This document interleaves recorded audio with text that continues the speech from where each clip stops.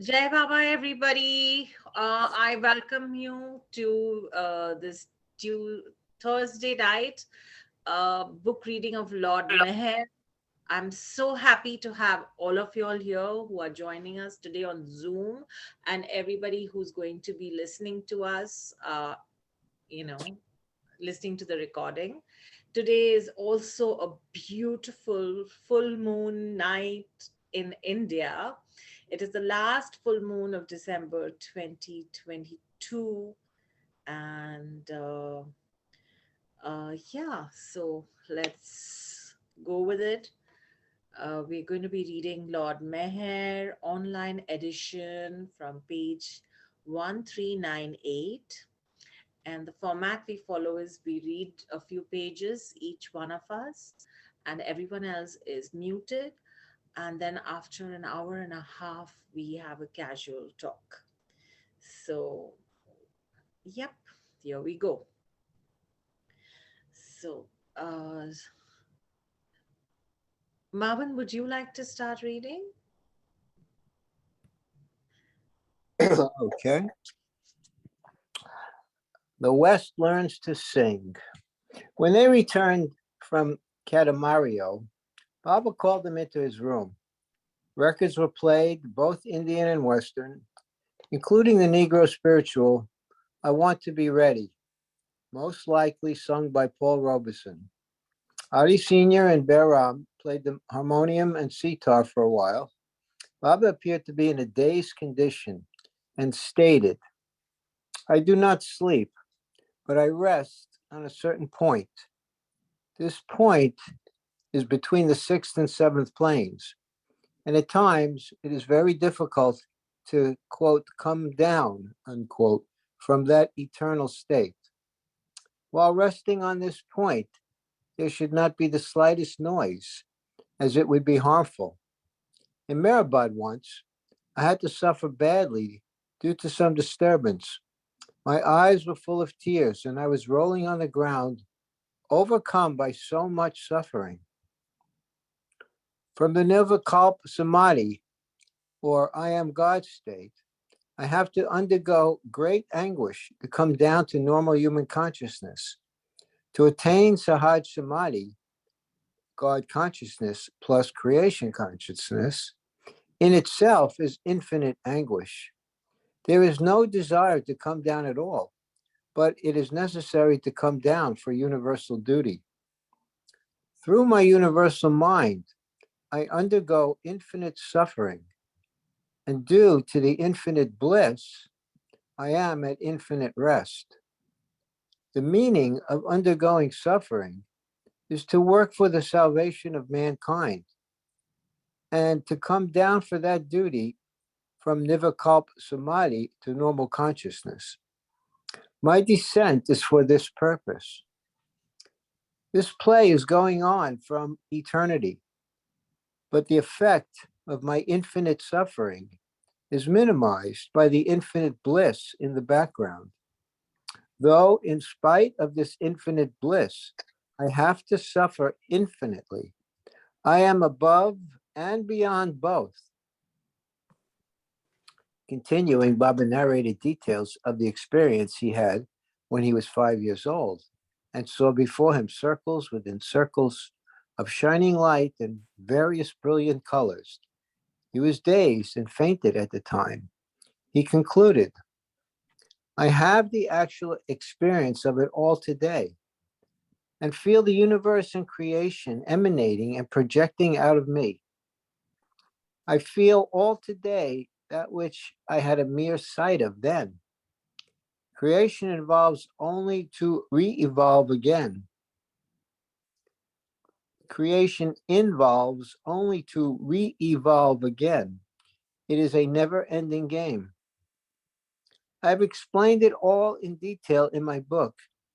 Even scientists will be astonished to learn the secrets I have explained there, for these will not be vague talks, but facts that are substantiated and supported by scientific arguments. In the future, it will be the future universal Bible. not in the literal sense, but a book of understanding for people of all religions. They went to see a film on Friday, the 6th of May, 1932. Afterwards, while Baba was discussing matters with his lovers in Kimco's room, all highly praised the message Baba had given in the Paramount newsreel, which was printed in the London newspapers. The message, like beads on one string, was read out again. After reading the message, news was received that the president of France, Paul Daumer, had been assassinated by a Russian communist named Pavel Gorgulov. It seems my agents are speeding up matters, Baba commented. There was talk about the possibility of war, and Baba responded, there will be a bloody world war. Its more intense physical sufferings, such as massacres, can be avoided if I take the suffering on myself. In that case, my body will suffer various diseases, and I will become a physical wreck. In any event, the result of my work will be the same. I will have to take upon myself the suffering of all. If I do not, it will be exceedingly unbearable for the people of the world. The signs of Baba's physical suffering already seemed apparent.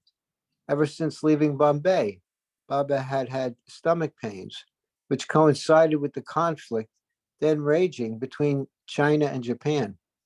During the past few days, he had been having recurrent eczema.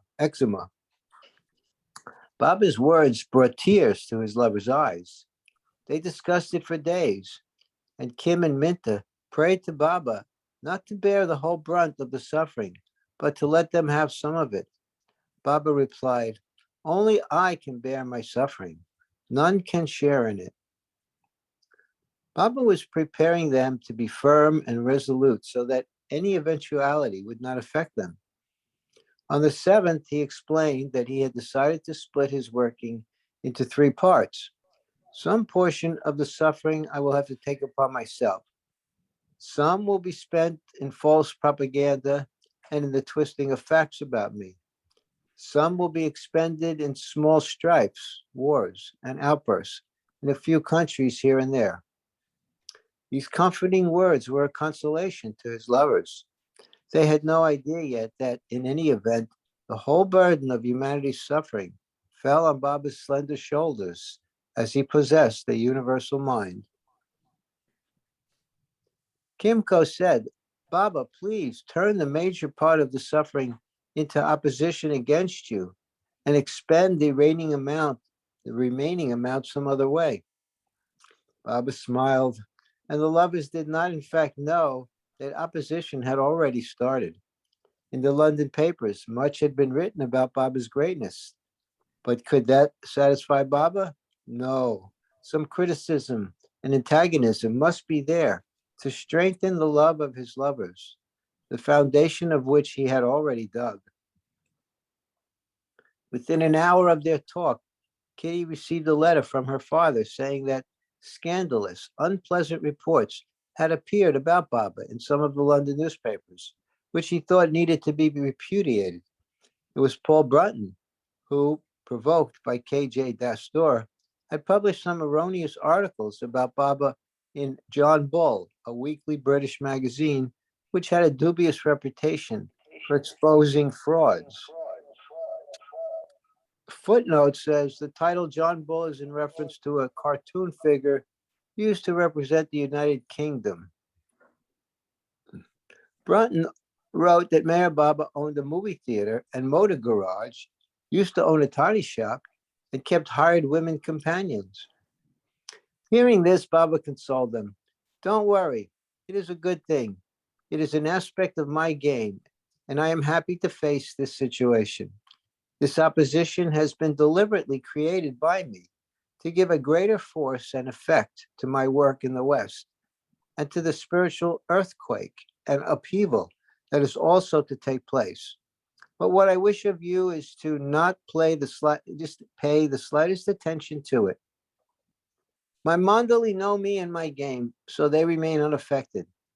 But I tell you all that you should not get upset in the least. Just moments ago, you were telling me to distribute a major portion of my suffering through the display of antagonism toward me.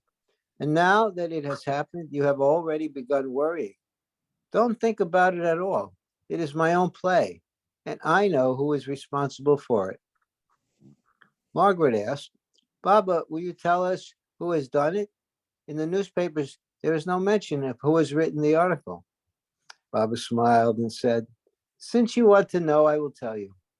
It is Raphael Hurst, alias for Paul Brunton. He is creating opposition against me in London. The poor chap is to be pitied. We should pity him rather than blame him. Unknowingly, he has been made an instrument of KJ Dastur in India. He is unaware of the real situation, inner details, and aim. Dastur is the cause of all this animosity. What hypocrisy, what humbug this is. He is creating false propaganda against me, saying that I am running ashrams only for show, keeping paid women servants, and speaking with the mandali while simply pretending to keep silence in public to deceive people. But the facts are different, which I will clarify here out of my love for you.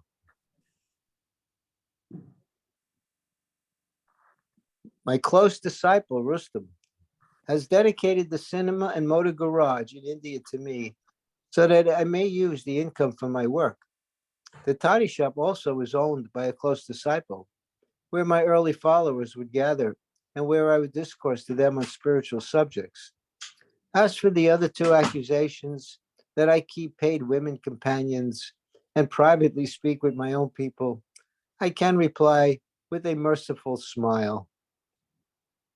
What type of men and women my mandali consists of, renouncing everything, they have come and stayed with me.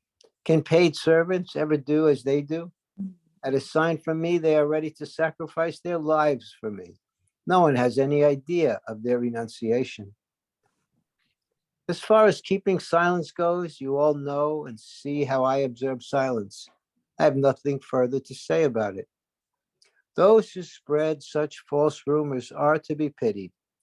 As for Dastur, who is behind all this, his case is more pitiable than others because he had accepted me to be his all in all and publicly declared that he was ready to wash my feet with his blood. And now, see what he is doing? Dastur loves me, but he is playing Judas's part. His letters are with me, and the Mandali know what things he has written in them. Were anyone to read them, he would be amused by his present behavior. Poor Paul Brunton has been made a fool of and a tool by Dastur. Brunton has been to India, stayed in Nasik, and has observed things with his own eyes. When he sought my advice, I told him to go on a pilgrimage to certain places in India. He did not do that, and coming under the influence of Dastur, he has commenced spreading lies about me here. This is the result. But you may take it that the result was expected, and it has happened through me. Only an hour ago, we were talking about opposition, and now you hear about it. So none of you should be anxious about it. Nothing should disturb you. It is my game, and I will see to it. Okay, Mona, I think it's time for another reader. Yeah, thank you. I shall read. Baba urged them not to pay attention to Murdit's remark that they were unbalanced. I pity him for his misunderstanding, Baba said. You should not mind whatever Murdit may say, knowing that he was instrumental in bringing you to me. But remember, you should always obey me and not Murdit. Baba then passed their individual qualities. Kitty, Baba then praised their individual qualities. Kitty, a selfless worker for Baba and always seeing to his happiness. Kim, for her deep love and resolve of sacrifice. Delia, her silent faithfulness. Minta longed to be with Baba all the time and resolve of self surrenderance. On Saturday evening, 7th May 1932, after 10 days in Lugano, the group left and arrived in Paris the next morning at 9 o'clock. They stayed on the fifth floor of Hotel Powers. Kim and Minta became intensely jealous of each other and alone in her room. Minta again tried to commit suicide, but she was stopped and Baba confronted her.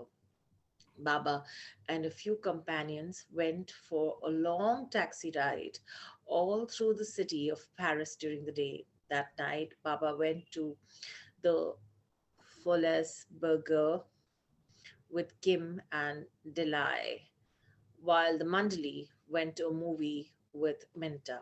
They left Paris for Boulogne at 8:30 in the morning on the 9th and traveled from there by ferry to Folkestone and on to London, arriving at 3:30 in the afternoon. Kim, Minta, and Delia cried constantly at the thought of separation from Baba. Kitty and Margaret had gone ahead from Paris to arrange Baba's stay at the Fellowship Club at 46 Lancaster Gate. Due to the false reports in the newspapers, Kitty's parents had felt it would be better if Baba stayed elsewhere this time. Footnote, please.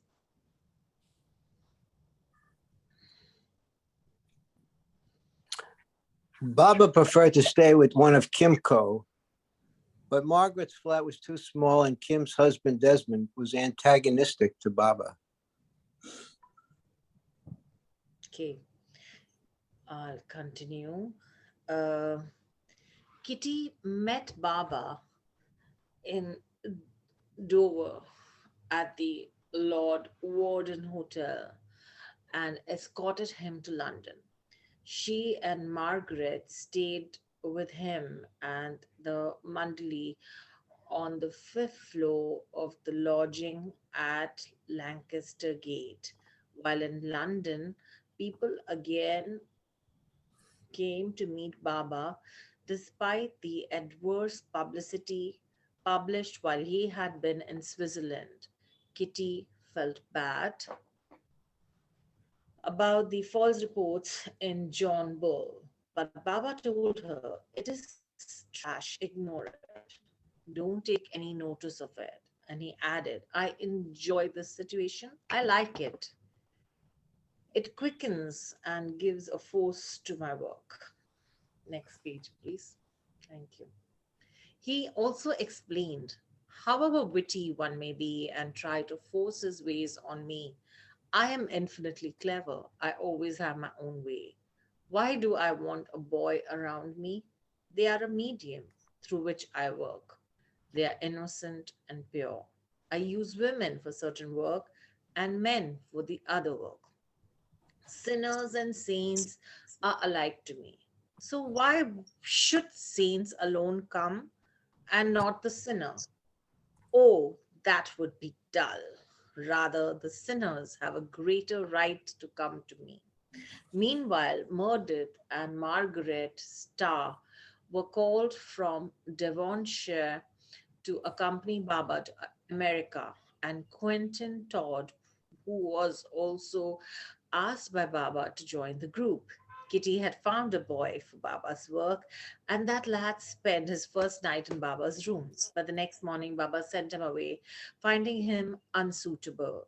Baba said he would instead take a dog with him to America.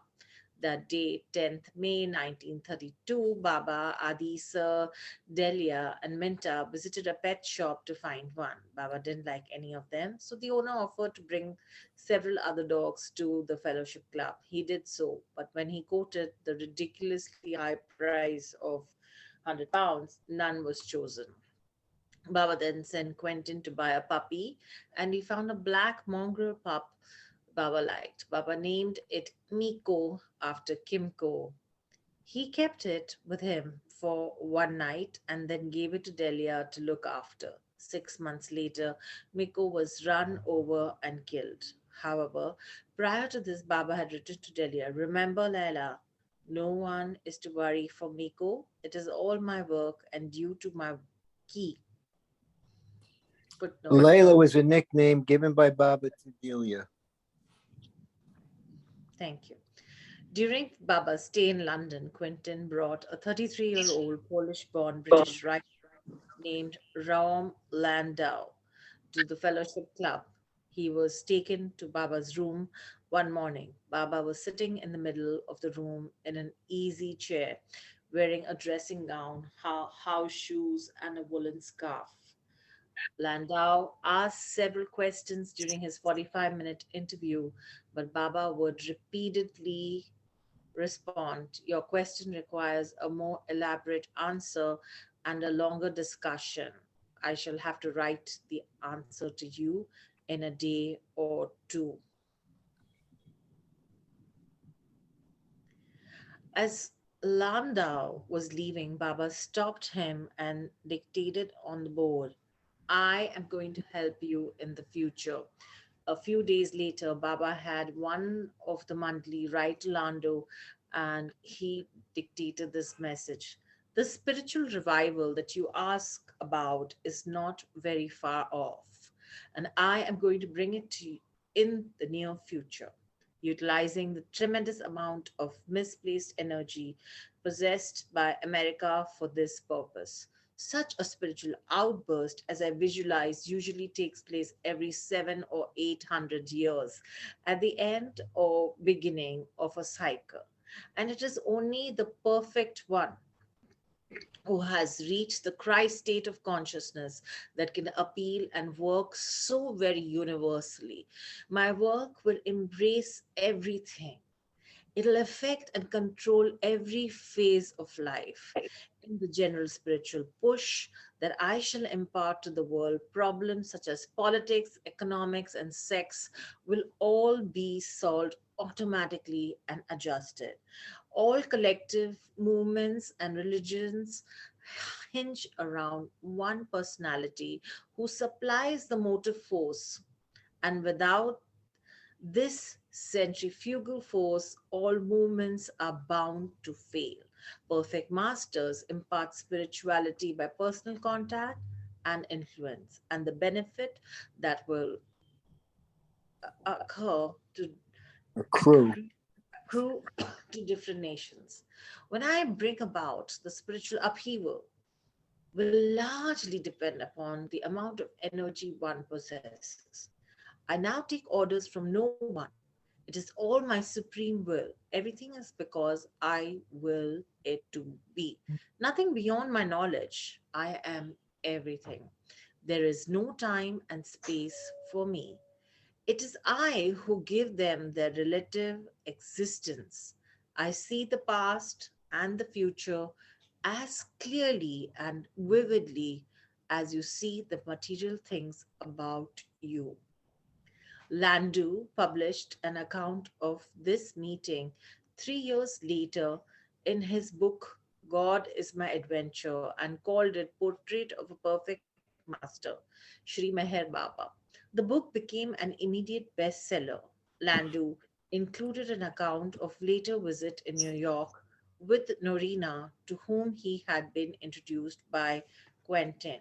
According to Norina, Landu seemed an intelligent fellow, and she presumed him to be a genuine seeker and was candid with him due to his personal friendship with Quentin.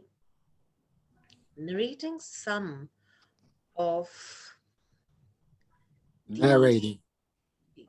sorry, Narrating some. yeah, that's what I said, narrating Okay. some of the experiences of her life before and after meeting the master, she later regretted doing so, as Landu proved to be skeptical of Meher Baba. So we'll have the next reader. I request everyone who's joined in to please mute yourself, Rosalie and Pia and Marilyn Let me and just read a footnote about the best-selling book. Ram Lando's book, God is My Adventure, a book on modern mystics, masters, and teachers, has gone into more than a dozen printings since its first publication. Landu lived from 1899 to 1974, later became a professor of Islamic studies in California. All right, thank you so much. Um, Rosalie, would you like to read next? Yes, now that I'm unmuted. Yeah, thank you. On Wednesday, 11th May 1932, Major General J.F.C. Fuller, a noted British military strategist and author, came to meet Baba. Footnote says Major General Fuller has been characterized as one of the most important and original military thinkers of this century. He organized the first British tank corps in World War I and developed the strategy and tactics of tank warfare, which were later put to effective use by the Nazis for their World War II blitzkriegs. Fuller was a long-term acquaintance of Aleister Crowley and was interested in mysticism. He had corresponded with Meredith Starr. Fuller asked Baba about the current political situation in the West and in India, and then inquired, "Why do you wish to establish your center in America?" Baba replied, "Because I find there is a flood of energy, though it is misdirected at the moment." One day, Baba was invited to tea at Meredith Starr's mother's house in Hampstead. From there, he revisited Margaret and Mabel's dance studio, where he watched the ballet class. Another morning, Baba and the group visited the National Gallery and the zoo. On the night of the 11th, they visited the Olympia Exhibition Hall, a huge glass and iron building. Footnote. The Olympia hosted historical pageants, exhibitions, circuses, concerts, and plays, but is not known to which event Baba went that evening. The following evening, Baba reluctantly accompanied the Westerners to the House of Commons. Parliament was in full session, and Baba signed his name in the visitors' register.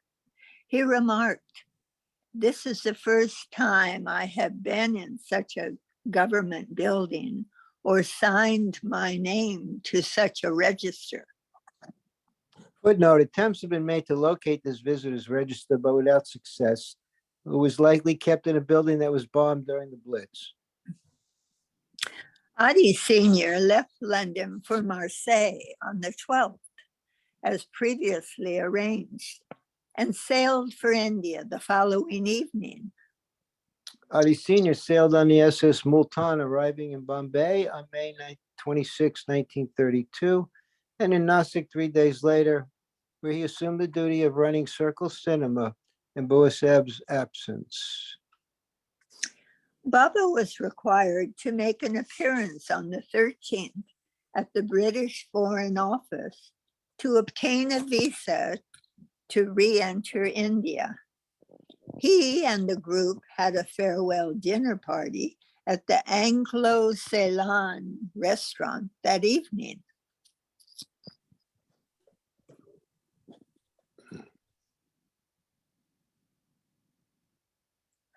Early on Saturday, the 14th, many gathered for a tearful send-off at the Waterloo station. Baba, Quentin, Meredith, and Margaret Starr, and Adi Jr., Behram, Chanji, Kaka, and Ghani boarded the SS Bremen, bound for New York City. Footnote. Baba had traveled on the Bremen before in December 1931 from New York to Paris. And the ship was badly gutted by fire during a 1941 air raid in Germany and subsequently broken up for scrap. Kitty, Kim, Margaret, and Delia journeyed from London to Southampton to see Baba off. and bid him bon voyage as tears streamed down their cheeks. Kim described the gopis' heartbreak as Baba sailed for America. When we scrambled off the boat, nearly blind with tears, you can imagine how our hearts were aching with grief. We all sat in a row, hand in hand, and cried and cried. I am sure we must have looked terribly funny to anyone passing by, but I'm afraid we were beyond caring what we looked like. Later, as you know, we went onto the deck of the tender and waved to you all. We thought that we could see Baba, but we're not quite certain. Did he wave or not? We watched the Bremen slowly turn round and head for the open sea, and we sent our hearts, souls, and minds with her. Margaret wrote to Baba, "It was a dreadful moment when the Bremen weighed anchor and steamed away to the open sea, leaving a desolate Kimco to return to Southampton on the tender. I felt as if my solar plexus had been removed. For hours afterwards, I watched the Bremen out of sight, and although I could not see your beloved form, it was impossible to take my eyes away from the ship till the last second. Darling, how much love you have taken with you. All my heart is yours. It is just beating out the seconds till we meet again." Chanji recorded, "Baba also feels sad as he has never felt before." On board the Bremen, Baba and Adi Jr. shared a cabin. Beram, Chanji, Kaka, and Gani were in another one. During the voyage, Baba preferred to be in seclusion to avoid being recognized. He often remembered the lovers whom he had left behind by spelling out their names on his board, and even had tears in his eyes when he thought of an individual. Daily cables filled with love and longing crisscrossed the Atlantic between Baba and those in England, echoing the sweet melody of the beloved song. Baba would occasionally take walks on the deck for an hour in the morning and evening, and he played ping pong with one of his companions. Every afternoon, he visited the movie theater on board. Otherwise, Baba remained in his cabin, either discussing future plans with the Mandali, listening to Paul Robeson records, or having general or private meetings with Quentin, Meredith, or Margaret Starr. Nearing America, Baba dictated a new message and had it printed on the ship's printing press. At first, none of the Mandali could understand why Baba had gone to this trouble while still at sea. But when the steamer was 40 miles from New York on 19th May 1932, newspaper reporters requesting an interview swarmed to Baba's cabin. Baba did not see them, but gave each a copy of the message through Chanji and Quentin, who tried to answer their questions. Only then was Baba's purpose disclosed. The message Meher Baba had printed was, "I have not come to establish any cult, society, or organization, nor even to establish a new religion. The religion I will give teaches the knowledge of the one behind the many." The book which I shall make people read is the book of the heart, which holds the key to the mystery of life. As for ritual, I shall teach humanity to discriminate, express, and live rather than utter it. I shall bring about a happy blending of the head and heart. Societies and organizations have never succeeded in bringing truth nearer. Realization of the truth is solely the concern of the individual. Every being is a point from which a start could be made toward the limitless ocean of bliss, love, bliss, knowledge, and goodness already within him. No spiritual master brings religion to the world in the form it eventually assumes. His very presence is a blessing and radiates spirituality. He imparts it to others by personal contact.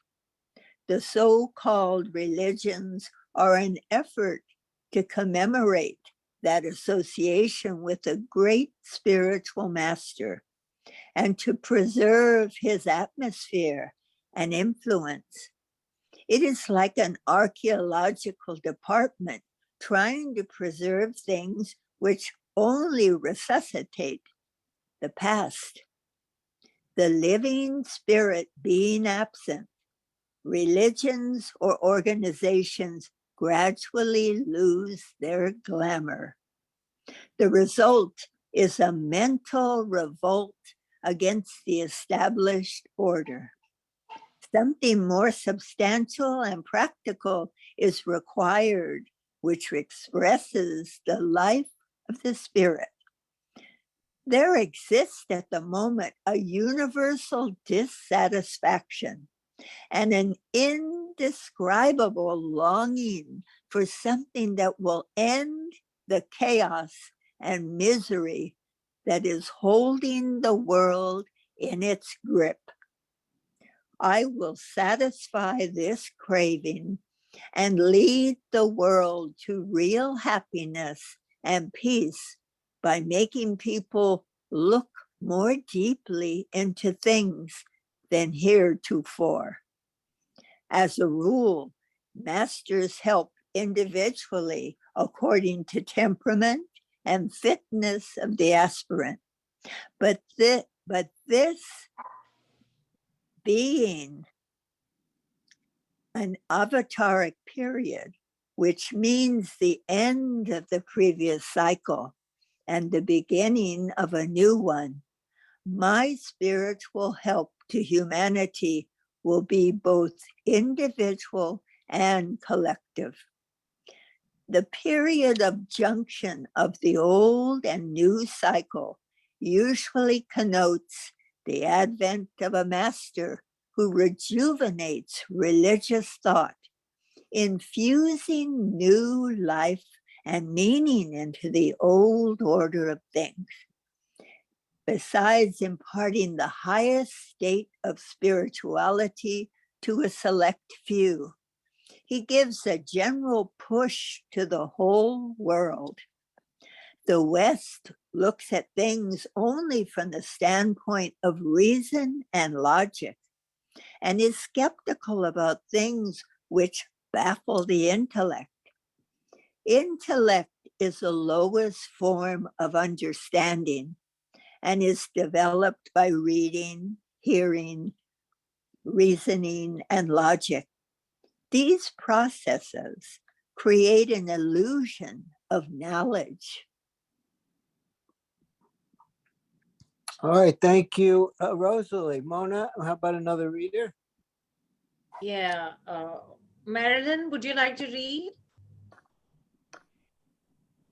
Okay. I muted the computer, but the phone, can you hear me?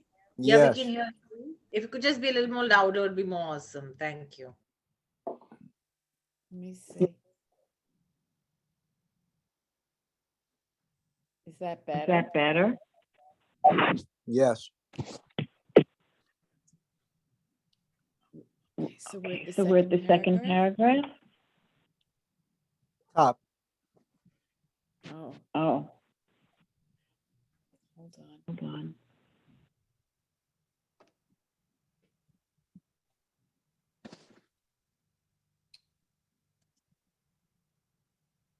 Maybe somebody could read and Marilyn next. I'm here. What I want to do is now see if I could talk on the computer and mute the phone. So, Because this is being recorded. a higher state of understanding is permanent illumination, through which the illumined one experiences and sees all things as they are. In this state, one feels harmony with everyone and everything, and realizes the divinity in every phase of life, and is able to impart happiness to others. Here, one attends to all duties and material affairs, and yet feels mentally detached from the world.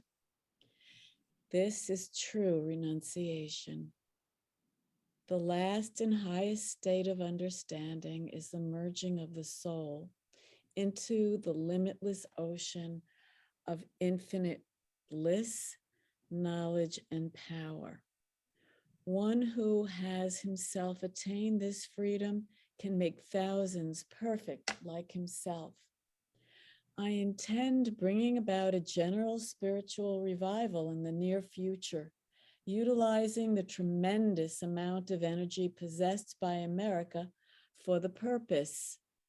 Such a spiritual outpouring, as I visualize, usually takes place at the beginning or end of a cycle, and only a perfect one who has reached the Christ state of consciousness can make such a universal appeal. My work will embrace everything. It will permeate every phase of life. Perfection will fall far short of the ideal if it were to accept one thing and eschew another.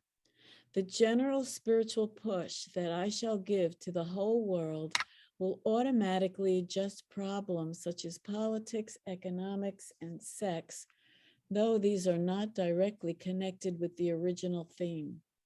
New values and significance will be attached to things which appear to baffle solution at the moment.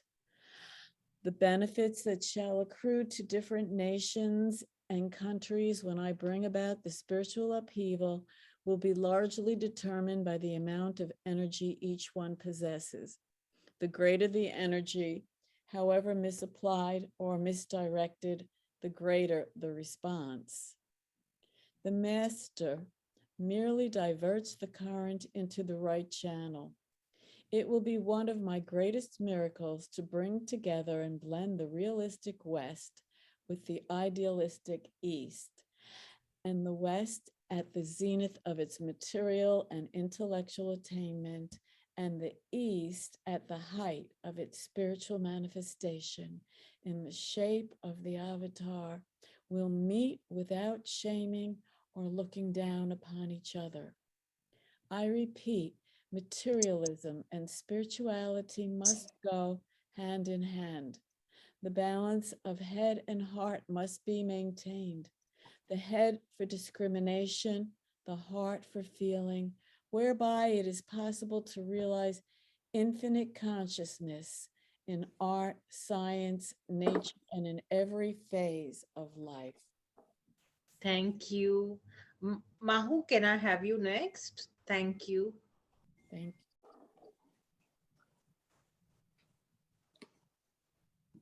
Oh, I'm sorry. From I have become. Yes. Okay, thank you. Page 1409, 1932. I have become one with the infinite source of everything. This is the state of Music, Christ it consciousness. works. If people call me If people call me the Messiah, Savior, Redeemer, it does not affect me. Terms and names do not matter.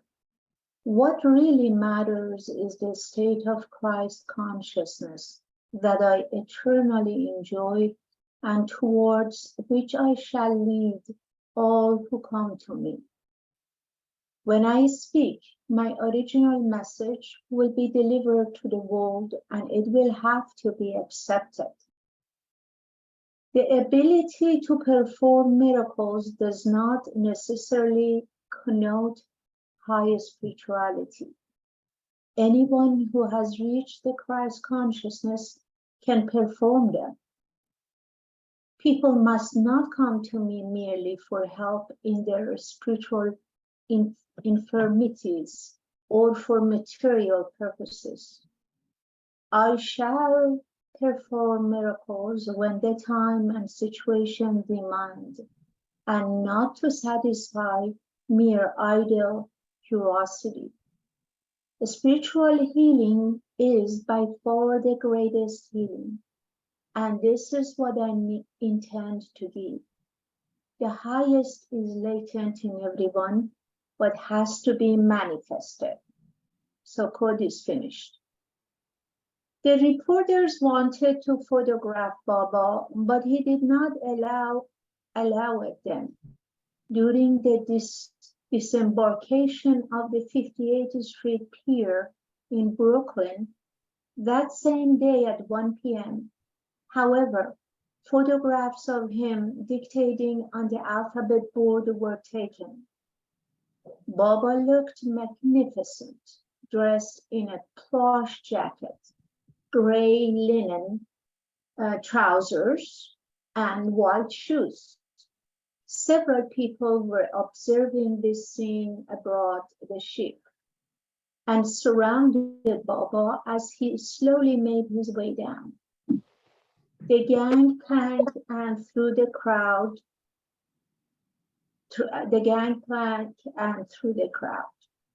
New York was the first city in America to see the smiling sun, H proclaimed.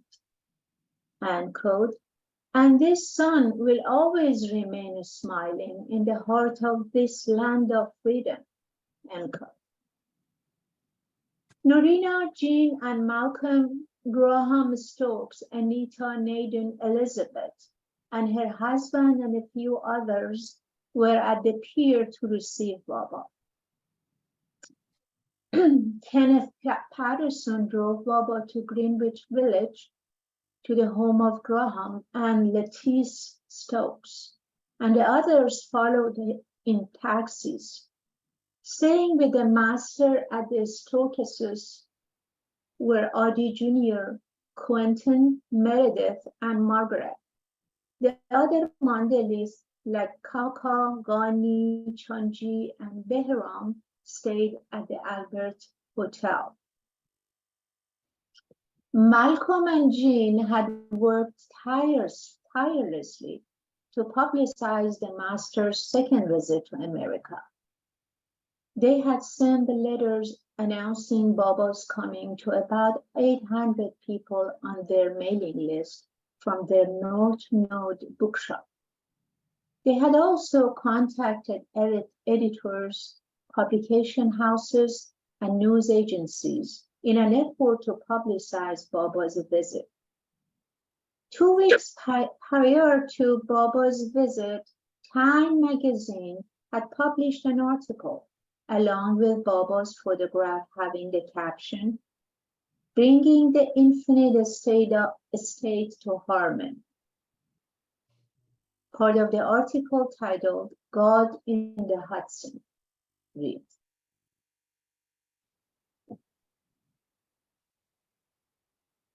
page 1410, at Harmon, where New York Central trains change from electric to steam engines, not far from Barrier Cliff, stands ready a treat called MEHER Ashram, Home of Compassion, where the pious of any and all sects may soon meet a long-haired, silky mustached seer who's called Sherry or Mr. Sadhguru, Perfect Master, Meher Baba. And you want to read the footnote? There was also a Christian revival occurring in Briarcliff, New York during the same month. Meher Baba arrived in America, headed by a Dr. Buckman. The Time article's first paragraph read, "So hot was the blast of revivalist piety that swept upper New York a century ago that the counties in which Mormonism, the Shakers, the Oneida community et al. Flourished are still sometimes called the burnt over district. Last week, new religious thoughts were stirring in New York at 2 points in Briarcliff Manor and Harmon, where Meher Baba's group was located on the Hudson River." Okay, continue. To his Indian co-religionists, the Parsis, Meher Baba 38 is the God-man or the Messiah. To many other followers, he is simply the perfect master.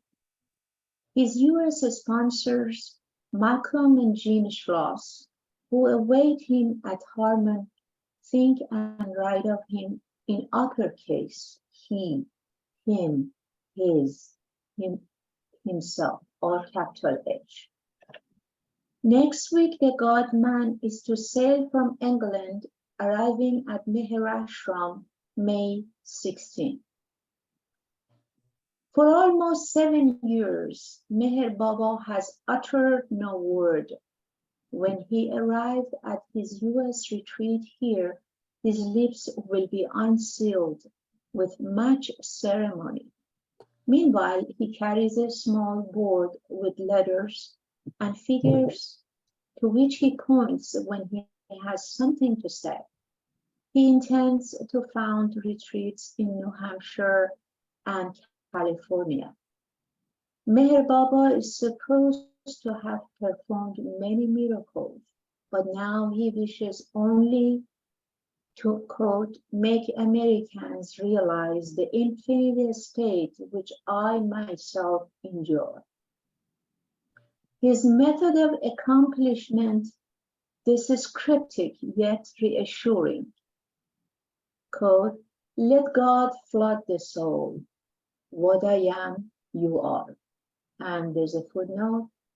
That's from Time magazine, May 1932. Yeah, we have the copy of it. Although Baba stayed in New York City for only 3 days, hundreds of people wanted to see him. Norina had been in charge of arranging Baba's schedule. More reporters came to interview him, and many accounts about the Indian Messiah were published in the local newspapers, which brought the interest of even more people to him. However, Baba did not meet every person. He only gave personal interviews and darshan to a select few. And there's a footnote.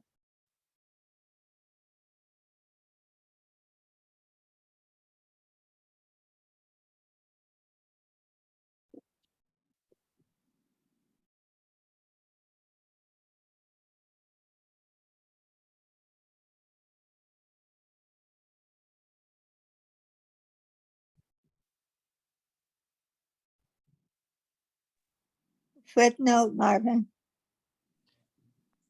Here is Oh, working. I'm sorry. I thought I read it Footnote. already. Oh, I must have been muted. I thought I read it. One reporter wrote that Quentin Todd's glibness makes up for his master's silence. Okay. A journalist Baba did agree to see was Frederick Collins, whom Malcolm had contacted. He was invited to have tea with Baba at the Stokes' home one afternoon. As the interview began, Collins asked Baba if he were married, and the following is Baba's reply and their conversation. Quote, married? No. Sex for me does not exist. Modern marriage is too much of a business affair. No wonder it often results in divorce. Husband and wife should put each other first. It is essential for a happy family life that selfless love should predominate over lust. End quote. And then another quote. We in America have other problems right now besides sex, interjected Collins.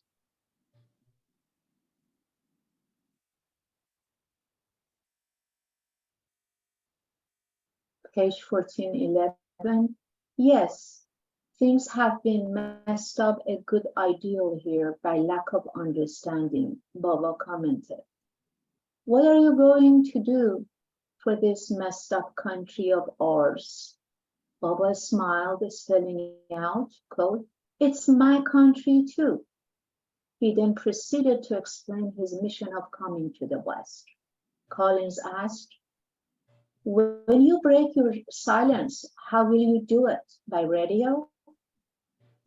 Certainly not by radio, Meredith Starr cried out, horrified at the thought. Why not? Baba asked. When questioned about America's problems, Baba stated, quote, America has great energy, but a great ideal of it is misdirected. But a great deal of it is misdirected. And misdirected energy produces destructive complexes. And these, in turn, produce fear, greed, lust, and anger, which result in moral and spiritual decay. Maybe somebody else should read. Yes, thank you. Eva, would you like to read next? Sure. Is it your aim to help us with our spiritual problems or our practical problems? Baba responded, our spiritual problems are our practical ones. And just how do you intend to help? The help I will give will produce a change of heart in thousands, and right thinking will then automatically result. Will that solve the depression problem? It will solve every problem. Prohibition? Yes, and the problem behind prohibition. I do not believe in drink, and none of my followers drink. But I know that prohibition should never have been put into effect the way it was. All at once, Collins inquired. Yes, hard liquor should have been barred, but not beer and wine. We might then have had a law that could have been enforced. As it is, we have a law which makes money for dishonest officials and increases vices everywhere. Continuing, Baba spelled out, I believe in self-control, not in coercion. Coercion is based on oppression and results in fear and hatred. Self-control requires courage and may be induced by love. We will do many things for those whom we love, which we would not ordinarily do, which we would not ordinarily have the strength of mind and power to do. How many habits have we been able to break through love, which we would never have the strength to break without love? And when the love is universal love, all habits which are detrimental, either to the, do you want me to stop when the dogs keep barking? Okay, they're quiet now. Either to the individual or to the social order will be dissolved in its light. It is the very same with the economic situation you were asking me about. There is a very close connection between a man's character and his circumstances. between his internal environment of thoughts and desires and his external social environment. As within, so without is the law.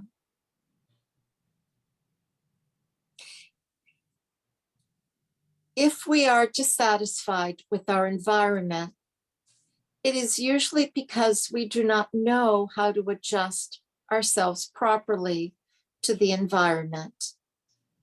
Instead of thinking, how can I get out of this? And becoming discouraged and depressed, one should think, what is the lesson that I should learn from this experience? Poverty, if cheerfully endured, and providing one does one's best to find work, develops humility and patience, and can greatly assist spiritual progress. It is a test of character. I know it is difficult to be cheerful when starving, but all worthwhile things are difficult. Baba concluded, even millionaires are unhappy unless they have learned to think and live rightly. Would a general acceptance of your doctrine of love bring about a more equitable distribution of money? Collins asked. It must. Suppose we all loved each other as deeply as we now love the one whom we love best. The most natural desire of love is to share what one has with the beloved. The desire to share with everyone would produce a condition in which it would be a disgrace rather than an honor for anyone to possess more than anyone else. Collins asked, do you expect to do this all at once? No, but sooner than you think. People will respond, Baba replied. Why? They will have to. After thinking over what Baba stated, Collins asked, what are you going to do first? Go to China, but I shall come right back. I am only staying there for a day. I want to lay a complete cable between the East and the West. Frederick Collins was deeply impressed and very drawn to Baba. Though he had been skeptical at first, his impressions of meeting Baba were published in Liberty magazine 2 months later. Nadine Tolstoy came for Baba's darshan one day. Finally, after waiting a long time, she had her interview. Seeing him again, her faith in Baba was confirmed, and she surrendered to him forever. My intuition was unquestioning and sure, she recorded. I saw Christ before me as he was seated on the couch, in the expression of all his figure and divinely lit up face, in his eyes beaming love. It was the fulfillment of a long-awaited meeting, the climax of my life. Leaving the room, she loudly shouted, Jesus Christ! And the onlookers turned and gazed at her. Nadine later explained her experience. Something within me recognized, in this dear shape of Meher Baba, the incarnation of Jesus Christ of Nazareth. The unbelievable had become a revealed fact. I gave my will to his will, my life to his cause of truth and love, knowing that to love the truth means to live it. Thank you so much, Eva. Thank Pia? you. Thank you. Pia, would you like to read next? Finding out about her financial and other hardships, Baba remarked to Nadine, I will repay you for all your suffering. I will give you permanent bliss. You will see things as they are, as you can see things now here in this incarnation. You are a beautiful soul, and one day will receive what your father-in-law had longed for, oneness with God. The next day, Nadine brought her husband, Iya, 66, the son of the great Russian writer Leo Tolstoy, and himself an author. Iya asked Baba, how can one love when there is so much evil in the world? Baba answered, you have to take love into your heart. You are a fine man. Soon you will understand. Iya too was deeply impressed upon seeing Baba and wept. Returning home, he confided to his friend, it was the first time in my life that I met someone in the flesh who was like Jesus. I felt his divine influence and was assured of his help. It was the first time in my life that I met a man who has divine love. Ia was to die a year later and a half later,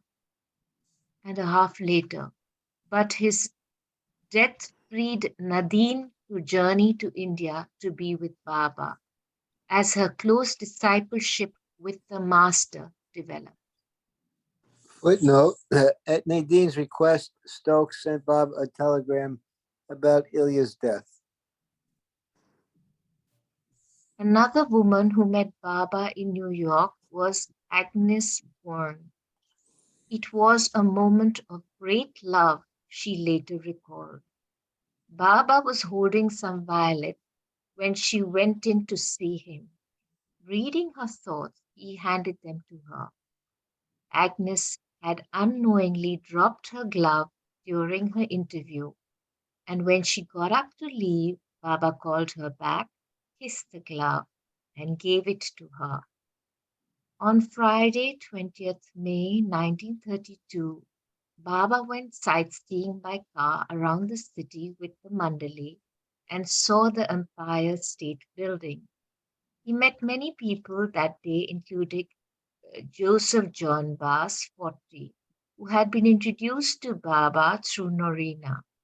John Bass was to become a lifelong disciple of the Master.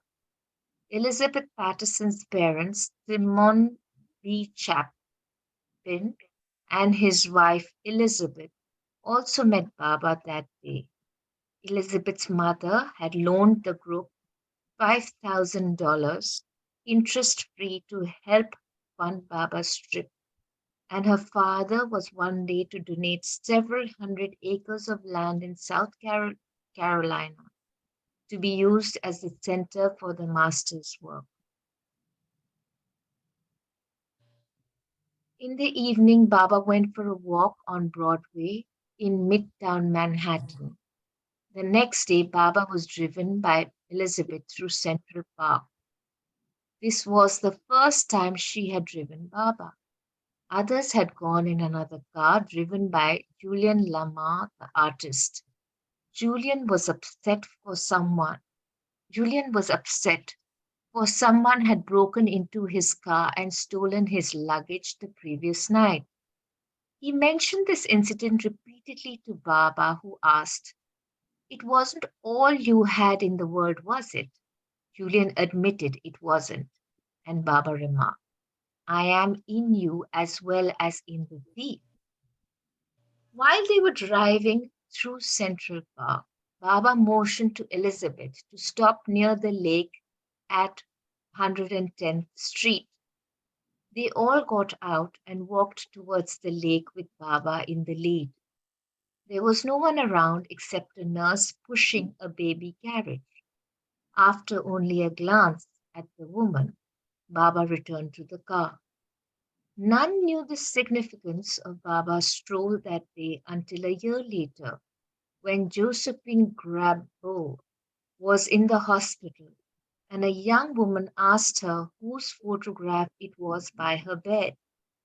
Jo told her it was of Meher Baba, and the woman remarked, I know it is the same man who looked like Christ, whom I saw walking by the park lake a year ago. I have never forgotten his face. Baba wished to go to a movie that night on Broadway, which Norina arranged, and a group of 18 persons went with him. Baba became restless during the film and left in the middle of it. The group followed. Walking through the crowded New York street, Baba went to another movie theater some blocks away. Along the way, one man stopped and stared straight into Baba's eyes, and then kept turning around to look at him after they had passed on the sidewalk. Perhaps it was for him that Baba had left the theater. Adi Jr. had been reading the alphabet board the entire day and was tired from standing for so long. The minute they reached the theater and settled down in the comfortable seats, he fell asleep and did not see any of the film. When they returned to the Stokes' home, Baba began asking each of the Mandli in front of Norina, wasn't the movie wonderful? Gani said, marvelous. And Chanji agreed. Beautiful, Kaka said. Quite fine. When Adi Jr.'s turn came, he said, but I'm sorry, Baba. I fell asleep and did not see it.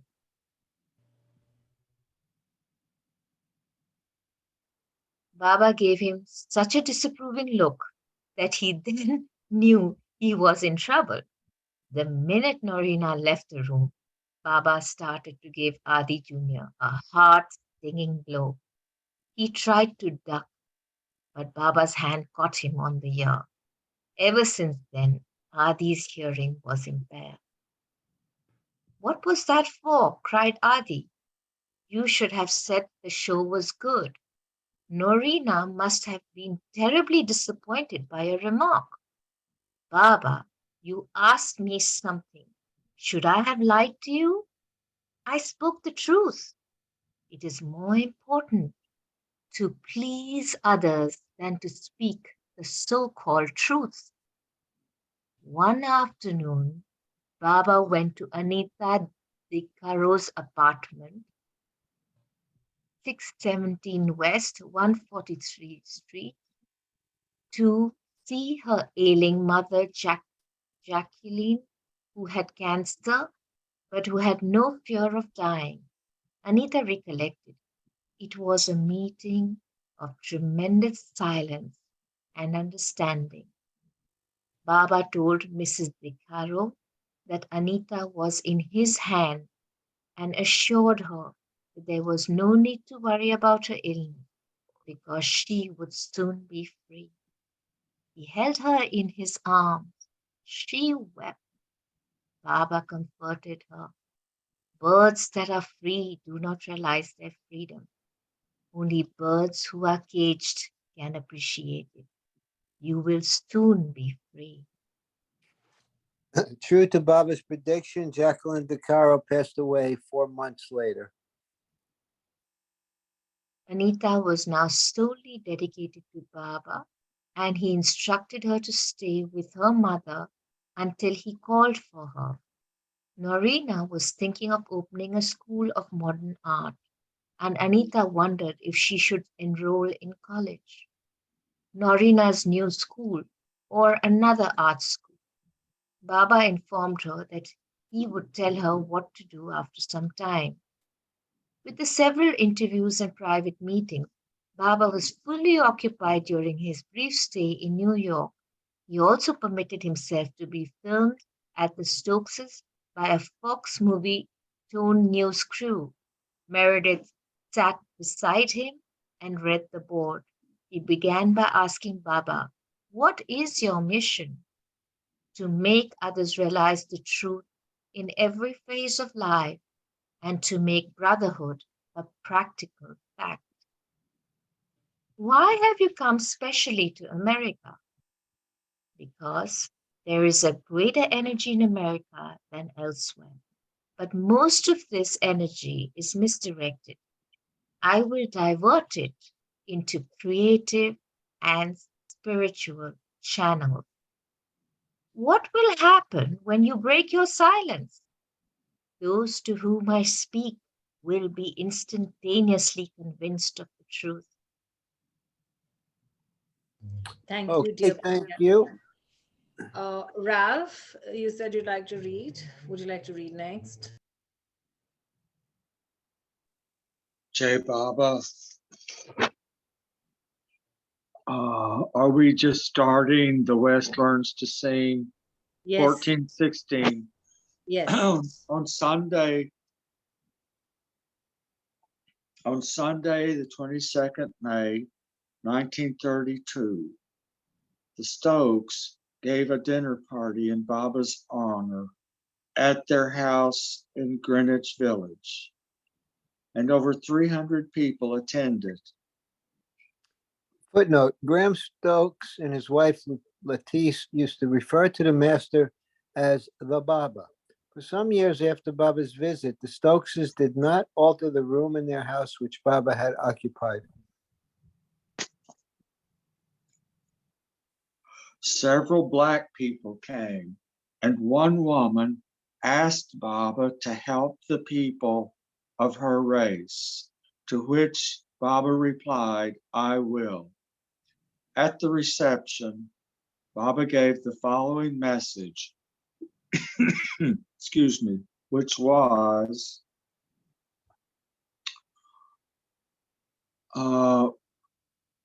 which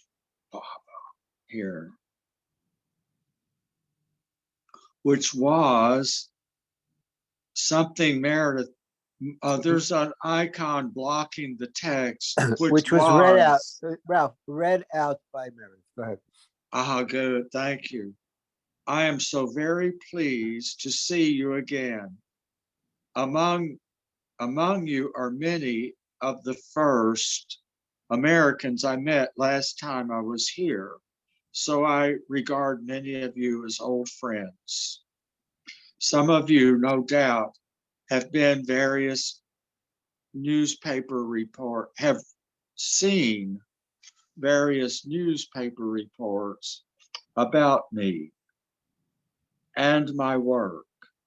Many of these are misleading, but it is not to be wondered at if journalists do not understand my work or if they pander to the desire for sensationalism.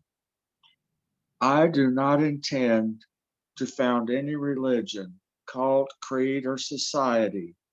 There are already far too many of these organizations. I have come to help people realize ideals. Did I miss a word? I've got a blocked area there. Ideals in daily life. The widespread dissatisfaction in modern life is due to a gulf between theory and practice, between the ideal and its realization. Sorry, help me, Marvin, please. On realization on Earth. Right. On earth. The spiritual and material aspects of life are widely separated. In being closely united, separated instead of being closely united, I'm guessing that the word. There is no fundamental opposition between spirit and I'm lost there. No. Between spirit and matter, or if you like, between life and form. Being closely united. Matter, if you like. Right, being life and form. Thank you. The apparent opposition is due to wrong thinking, to ignorance. Hence, the remedy lies in the continuous practice of right thinking, in permanent illumination resulting from the balance between head and heart. This is the illumination which I intend to give. The greatest mystics have realized through personal experience that God alone is real and that everything is God. This means that though you may not be aware of it, the highest is latent in each of you. But in order for it to be lived and consciously experienced, it must be manifested. Mere intellectual conviction of this truth is not enough. True knowledge consists of illumination, which finally culminates in union with the ultimate reality. This last stage is the divine state of Christ consciousness, which is my permanent condition. You want to let me off the hook now? All right. All Thank you. right, I'm having trouble seeing the text. I'm sorry. That's okay. that's Thank you. fine. It's just another sentence or two. I'll finish up the page. The obstacles okay. to illumination are certain mental tendencies and desires connected with egoism, which in the East are called sanskaras. And the sum total of these desires and tendencies creates the illusion of a separate life at war with or isolated from other selves. Evolution, or the fall into matter, made the creation of such a separate self necessary. Otherwise, spiritual consciousness could never be attained in the flesh. In the beginning, before evolution began, we were united with the source of all, but unconsciously, as the fish lives in the sea without being aware of the sea because it has never left it. Evolution involves a separation from the source of all, with a consequent consciousness longing to return to it through a succession of lives and forms. The conscious return to the source during physical incarnation only became possible when consciousness became equilibrated, reached an equilibrium or equipoise in gross matter. America represents the vanguard and synthesis of the white races and hence forms the best foundation for the spiritual upheaval I will bring about in the near future. America has tremendous energy, but most of this energy is misdirected. I intend to divert it into spiritual and creative channels. You know what? I think we could stop right here. Maybe we'll just pick it up at the top of the page next week. It's Okay. almost, that speech is almost over. A couple more paragraphs. All So right, we could. Here at Yeah. 1417, we'll read again from 1417. Yeah, I think we should actually read this whole thing again next week, Yeah. starting at the bottom How- of